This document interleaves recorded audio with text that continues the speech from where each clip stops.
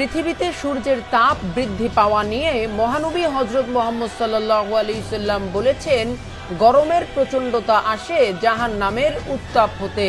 জাহান্নাম তার রবের কাছে অভিযোগ করে বলে, হে রব, আমার এক অংশ অন্য অংশকে খেয়ে ফেলছে।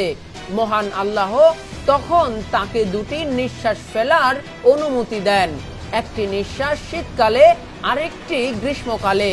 আর তাই পৃথিবীতে গরমের তীব্রতা আবার শীতের তীব্রতা বৃদ্ধি পায় বলে মানব জাতিকে আজ থেকে 1450 বছর আগে জানিয়ে গিয়েছেন মহানবী হযরত মুহাম্মদ সাল্লাল্লাহু আলাইহি সাল্লাম। তীব্র রোদ সম্পর্কিত এক হাদিসে এসেছে, হযরত আবু যর গিফারি রাদিয়াল্লাহু তাআলা আনহু বলেন, এক সফরে আমরা আল্লাহর রাসূল সাল্লাল্লাহু আলাইহি সাল্লামের সঙ্গে ছিলাম। এক সময় মুয়াজ্জিন জোহরের নামাজের আজান দিতে চেয়েছিল। তখন নবীজি সাল্লাল্লাহু আলাইহি সাল্লাম বলেন, গরম কমতে দাও। কিছুক্ষণ পর আবার মুয়াজ্জিন আজান দিতে চাইলে নবী সাল্লাল্লাহু আলাইহি সাল্লাম পুনরায় বলেন, গরম কমতে দাও। এভাবে তিনি নামাজ আদায়ে এত বিলম্ব করলেন যে আমরা টিলাগুলোর ছায়া দেখতে পেলাম। অতঃপর নবী সাল্লাল্লাহু আলাইহি সাল্লাম বলেন, গরমের প্রচণ্ডতা জাহান্নামের উত্তাপ হতে। কাজেই গরম প্রচণ্ড হলে উত্তাপ কমার পর নামাজ আদায় করো।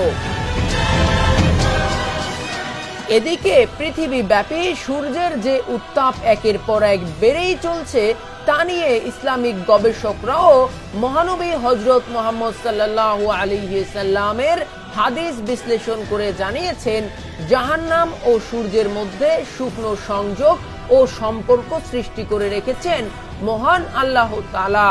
সে অনুযায়ী জাহান্নাম থেকেই উত্তাপ গ্রহণ করে সূর্য, আর সূর্য তাপ বিকিরণে যন্ত্রের মতো কাজ করে। তাই সূর্যের দূরত্ব অনুপাতে পৃথিবীর বিভিন্ন জায়গায় গ্রীষ্মকালে বা শীতকালের আবির্ভাব ঘটে। ইসলামিক স্কলারদের মতে শীত গ্রীষ্মের তীব্রতার জন্য প্রত্যক্ষ কারণ হলো পৃথিবীর উপর সূর্যের তির্যক বা খারাপ ভাবে আলো দেয়া, আর পরোক্ষ কারণ হলো জাহান্নামের নিঃশ্বাস। আর এই জাহান্নামের নিঃশ্বাসের কথাই আজ থেকে 1450 বছর আগে মহানবী হযরত মুহাম্মদ সাল্লাল্লাহু আলাইহি সাল্লাম পৃথিবীবাসীকে জানিয়ে গিয়েছেন।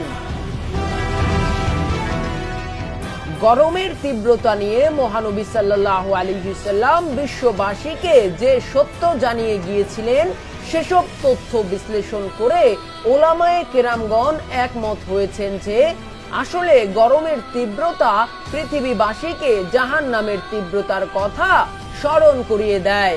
তাই তীব্র গরমে জাহান্নামের কথা স্মরণ করে আল্লাহর কাছে জাহান্নাম থেকে মুক্তি চাওয়া আমাদের প্রত্যেকের উচিত।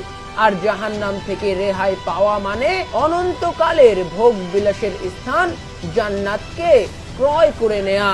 কোরআনে জান্নাত প্রসঙ্গে মহান আল্লাহ তাআলা মানব জাতিকে বলেন, সেখানে তারা হেলান দিয়ে আসীন থাকবে সুসজ্জিত আসনে। তারা সেখানে খুব গরম অথবা খুব শীত দেখবে না।